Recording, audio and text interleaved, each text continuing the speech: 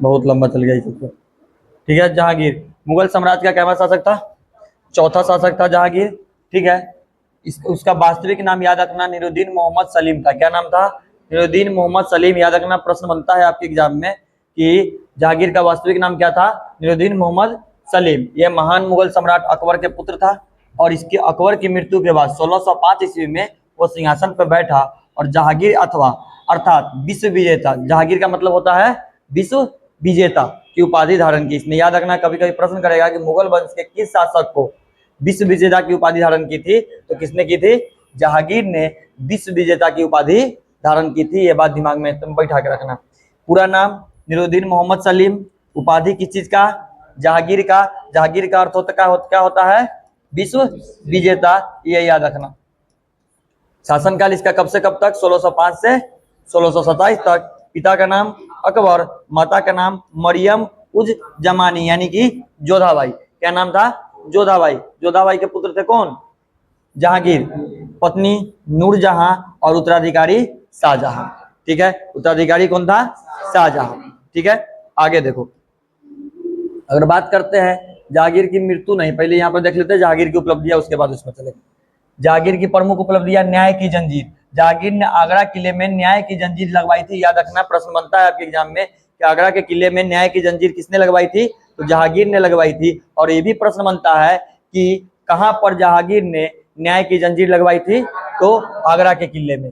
कोई भी व्यक्ति सीधे सम्राट तक अपनी शिकायत पहुंचा सकता था, यानी कि कोई भी व्यक्ति चाहता तो सीधे किसी से राय विचार न लेके, कोई मंत्री के पास न जाके डायरेक्ट वो कहां जा सकता था? राजा के पास अपनी शिकायतों को पहुंचा सकता था। उसी के नाम क्या था? न्याय की जंजीर, जिसे चैन ऑफ जस्टिस कहते हैं। कला एवं चित्रकला का संरक्षण।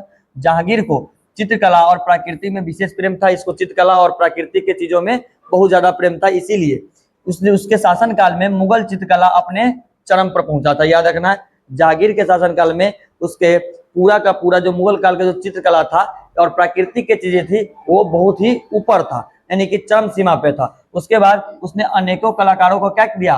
संरक्षण दिया था, जो चित्रकारी करता था। उसके बाद जो चित्रकारी में सबसे बेहतर था, ये सब चीजों में जितने भी इनके पास थे, और उन सभी को रक्षा किया और उसको संरक्षण देने का, अपने पास रखने का पूरा कोशिश किया। नूरजहां का प्रभाव। नूरजहां जहांगीर की सबसे प्रभावशाली पत्नी थी।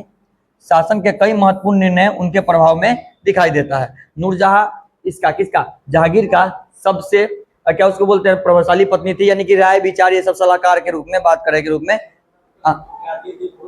हाँ, 3 गो करीब में था। देने में, कोई भी चीज के नियम बनाने में, इस सब में इनका मदद थोड़ा सा ज्यादा मिलता था इसका, इसीलिए सबसे प्रभावशाली पत्नी थी। अंग्रेजों का आगमन। जहांगीर के शासनकाल में अंग्रेज व्यापारी भारत आए। सर टॉमस रो 1605-1615 ईस्वी में इंग्लैंड के राजा जेम्स प्रथम के दूत के रूप में उसके दरबार में आया। यह प्रश्न बनता है कि जहांगीर के शासनकाल में कौन अंग्रेज, यानी कि अंग्रेज आए थे? तो याद रखना, sir Thomas Roe. Sir Thomas Roe कब आया था?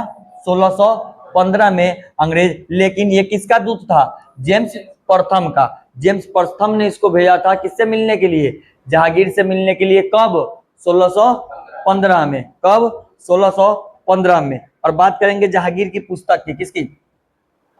तुजू के जहांगीरी। इसे जहांगीरनामा कहा जाता है। याद रखना, जैसे बाबरनामा के तुजू के बाबरी कहा जाता है, वैसे जहांगीरनामा के तुजू के जहांगीरी कहा जाता है। ये चीजों का ध्यान रखना। यह किताब जो है, ये जहांगीर की आत्मकथा है। क्या है? आत्मकथा। इनके जीवन के पूरा बारे में इसमें बताया गया। इसमें उसके शासनकाल, प्रशासन, न्याय, कला, प्रकृति तथा महत्वपूर्ण घटनाओं का क्या मिलता है? वर्णन मिलता है। और यह मुगल इतिहास का एक महत्वपूर्ण क्या माना जाता है? स्रोत माना जाता है जहांगीरनामा। क्या? जहांगीरनामा मुगल काल का एक महत्वपूर्ण क्या माना जाता है? स्रोत माना जाता है। उसके बाद अगर एग्जाम के दृष्टि से बात करेंगे, अगर प्रश्न आएगा तो प्रश्न ये आएगा, जहांगीर का वास्तविक नाम निरुद्दीन मोहम्मद सलीम। जहांगीर कब मुगल सम्राट बना? 1605 में। जहांगीर की आत्मकथा का नाम क्या था? तुजू के जहांगीरी या जहांगीरनामा। ठीक है। न्याय की जंजीर किसने लगवाई? जहांगीर ने। और सर टॉमस रो किसके शासनकाल में भारत आया था? तो जहांगीर के शासनकाल में भारत आया था। यहाँ से प्रश्न बनेगा तो इतना ही बनेगा, इससे ज्यादा प्रश्न आपके बनने वाला नहीं है। अगर बात करें, देखो ये तो